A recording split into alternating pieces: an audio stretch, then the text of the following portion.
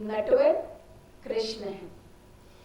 यदि हम अब एक शब्द रहस्य, आपने मधु जी ने कहा था कि रहस्य में कथक, तो मैंने बहुत खोजा और मुझे पता चला कि रहस्य जो है वो इनफैक्ट रहस्य नहीं, रहस्य को ही कहीं कहीं पर, विशेष करके छत्तीसगढ़ का मैं जिक्र करूंगी कि वहाँ पर महेश दत्त जी रहस्य के एक लोक कला के एक विद्वान हैं, उनसे जब जिज्ञासा की तो उन्होंने कहा कि जो रहस्य है उसी को रहस्य कहा गया, रहस्य एज सच कुछ अलग से नहीं है, इनफैक्ट रहस्य ही है।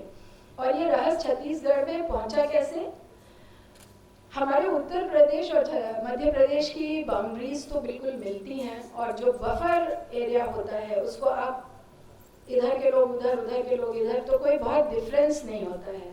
तो जब उत्तर प्रदेश में रास हो रहा था तो उसी रास का प्रभाव हमारे उत्तर प्रदेश के बुंदेलखंड में भी था, बुंदेलखंड में भी रहस्य है और छत्तीसगढ़ में भी रहस्य है, लेकिन ये रहस्य नहीं है, रहस्य के नाम से जाना जाता है।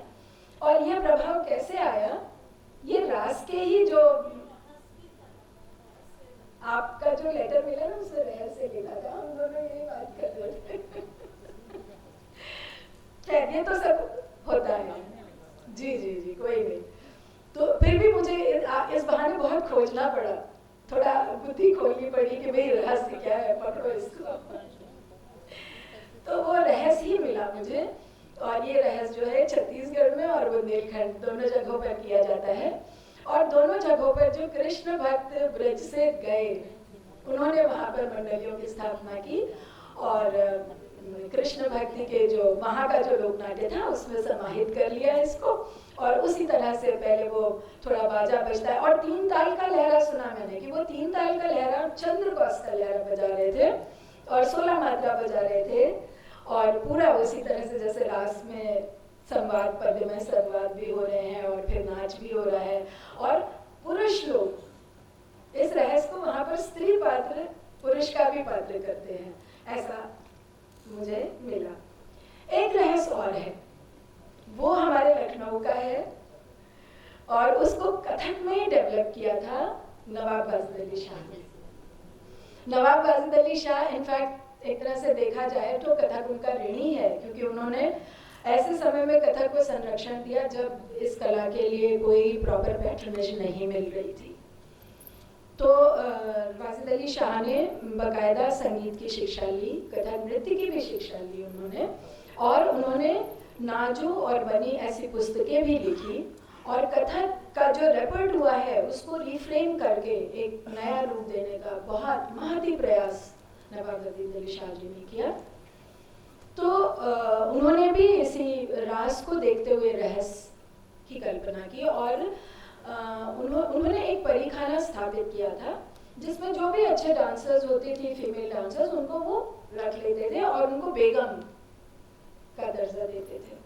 और जब वो रहस्य करते थे तो उस रहस्य में इन जो अच्छी नृत्यांगनाएं हैं उनको सम्मिलित करते थे, और खुद किन्हीं लेखकों ने लिखा, जैसे गुज़िश्ता लखनऊ में अब्दुल हलीम शरर जी ने लिखा कि वो खुद कन्हैया बनते थे, लेकिन मैंने कपिला वात्सायन जी का स्टेटमेंट पढ़ा, उन्होंने कहा नहीं, वो खुद नहीं बनते थे, कोई एक अच्छी डांसर चूज कर लेते थे और वो कृष्ण का रूप धरती थी, और इस तरह से रहस्य होता था। तो वाजिद अली शाह जी ने ये एक बहुत बड़ा कंट्रीब्यूशन दिया, और कहा जाता है कि उन्होंने 36 रहस्य लिखे, लेकिन उनमें से जो अभी लोगों की स्मृति में है, एक है जोगिया जश्न, एक है राधा कन्हैया का किस्सा, और एक इंदर सभा, ये आज भी लोगों के जहन में जिंदा है।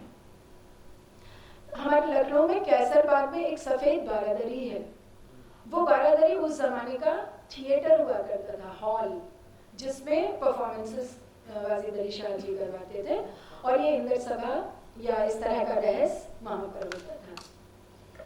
तो इस तरह से रास और कथक के बीच की जो कड़ी रहस्य बनाई वाजिद अली शाह जी ने, वो उसकी परंपरा उन्हीं के साथ चली गई। अब तो हम लोग कथक में कोई भी रहस्य नहीं करते हैं। अब रास तथा कथक के ऐतिहासिक प्राचीनता को भी हम थोड़ा सा देख लें तो भगवान कृष्ण के नटवर नाम पर संभवतः इसका नाम नटवरी नृत्य पड़ा। मेरे गुरु डॉक्टर गुरु दाधीच जी ने ये बात बताया और उनकी पुस्तक में भी इसका उल्लेख मिलता है।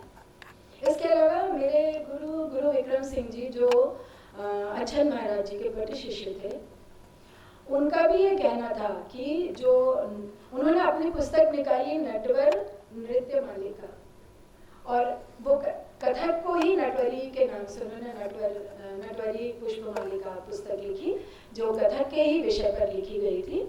और साथ ही अभी कुछ समय पहले मेरी राममोहन जी से भी चर्चा हो रही थी जो शंभू महाराज जी के पुत्र हैं, और वो हमारे गुरु जी ने भी बताया विक्रमा साहब ने कि जब शंभू महाराज जी अपने कथक को नटवरी कथक नृत्य ही कहते थे और वो पूरा कृष्ण का अटायर मुकुट और सारा मेकअप करके कृष्ण के रूप में ही डांस करने स्टेज पर आते थे।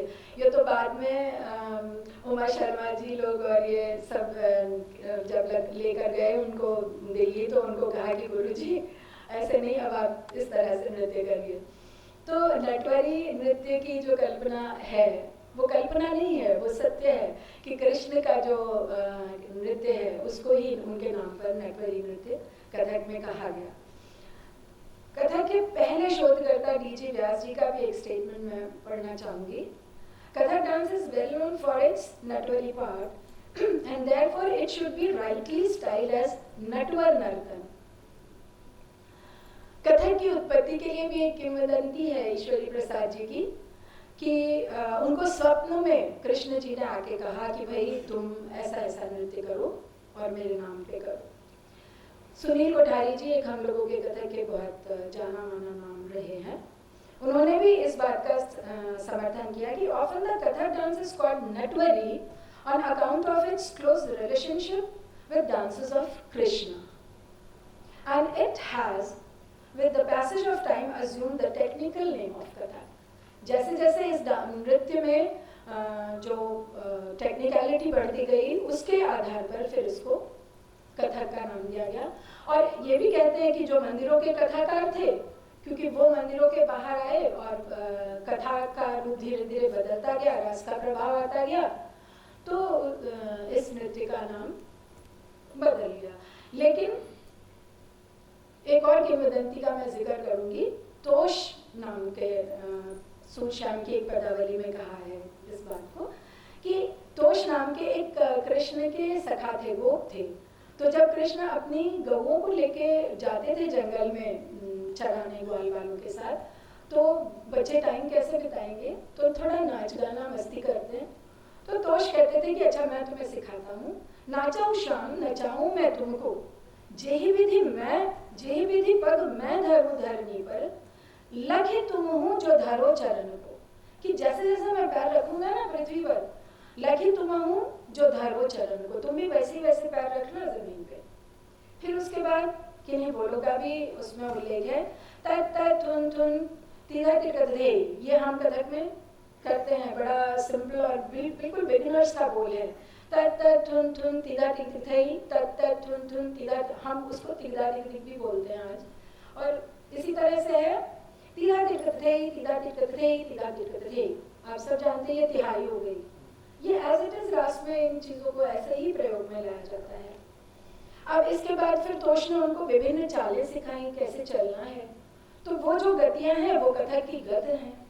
हम लोग कथक में विभिन्न पोस्चर्स बना के, जैसे घूंघट है, बांसुरी है, मटकी है, ये सब लेकर अलग अलग तरीके की चाल चलते हैं। जैसा नायक है या जैसी नायिका है, अगर मटकी भर के चल रही है तो कैसे चलेगी, आराम से चलेगी। और अगर मटकी फोड़ में कृष्ण देख रहा है कि अच्छा वो जा रही है तो उसको कैसे पकड़ना है, तो वो दूसरी चाल से चलेगा। या छेड़छाड़ हो रही है कृष्ण और गोपी के बीच में, तो उसका एक दूसरा अंदाज होगा। ऐसी चालें मगर तोष ने ये सब कृष्ण को सिखाया, ऐसा उस पद में कहा जाता है। तो ये गोचारण लीला प्रसंग है ब्रज का रास रंगमंच, इस पुस्तक से मैंने प्राप्त किया, रामनारायण अग्रवाल जी इसके लेखक। अब क्या होता है कि रास के जो आज अगर हम देखें तो पात्रों को भी जो बिगनर्स की शिक्षा होती है वो बिल्कुल कथक के स्टाइल में होती है। और कई टुकड़े तो जो हम अपने यहाँ इनिशियली स्टूडेंट्स को सिखाते हैं एज इट इज रास में सिखाए जाते हैं, जैसे 1 2 3 4 5 6 क्रांधा कतधा क्रांधा कतधा क्रांधा कतधा, ये ऐसे ही रास के जो बिगनर्स होते हैं ना पात्र, उनको ये ऐसे ही स्टार्ट करते हैं पद संचालन के लिए, और फिर उसके बाद जैसे जैसे उनका बढ़ता जाता है तो और बोलों को, थोड़ा मुश्किल बोलों को भी सिखाते हैं। इसके अतिरिक्त ऐसी भी मान्यता है कि रास के नृत्य भाग की संरचना वल्लभ नाम के वल्लभ नर्तक ने की थी, जिसका उल्लेख मैंने शुरू में किया। आपको जयपुर से भेजा गया था कि आप जाइए और ब्रज में जो रास के नर्तक हैं उनको कथक सिखाइए। महाराजा मान सिंह ने वृंदावन यात्रा के बाद वल्लभ नर्तक को ब्रज के ब्राह्मण बालकों को नृत्य प्रशिक्षण के लिए बहुत सारा धन देकर भेजा, और बाद में वल्लभ जी ब्रज के ही हो गए और उन्होंने अपना पूरा जीवन ब्रज में ही बिताया। रास साहित्य में भी श्री नारायण भट्ट के सहायक के रूप में वल्लभ नर्तक का नाम आता है, जिसमें भट्ट जी ने रास के नृत्यों को रूप देने का कार्य वल्लभ नर्तक को ही सौंपा था। तो उपरोक्त तथ्यों से स्पष्ट हो जाता है कि रास और कथक अभिन्न हैं, एक दूसरे के साथ बहुत प्रगाढ़ संबंध है इनका। पुष्पमार्गीय अष्टछाप कवियों का साहित्य तो नृत्य विषय शब्दावलियों से भरा पड़ा है। मैं बस एक एक पंक्ति में बताऊंगी, क्योंकि खाना खाने के बाद थोड़ा सा सबको सुस्ती आ जाती है, तो एक एक पंक्ति बताऊंगी। उरप तिरप संगीत उघटत तत तत थेई ताल, इसी तरह से ये कुंभरनाथ जी के पद से लिया है। इसी तरह से तत्त थेई तत्त थेई तत्त थेई तत्त थेई भैरव राग मिली मुरली बजावत, नाचत नृप ब्रज भानु नंदिनी औधर गति तरंग उपजावे। अब तत्त थेई हमारे कथक में भी है, और एक नहीं अनेकों रचनाएं आपको मिलेंगी इसकी। इसी प्रकार दृष्टि भेद गावत भेद हस्त भेद चरण भेद लागत मुख मधुर हास्य की। तो इस तरह से गोविंद स्वामी जी की ये रचना है, इससे पहले वाली कृष्णदास जी की रचना है जिससे मैंने ये पंक्तियां ली। ये समस्त तथ्य एक बार फिर से इस बात को पुष्टि करते हैं इस बात की कि कथक और रास शायद एक दूसरे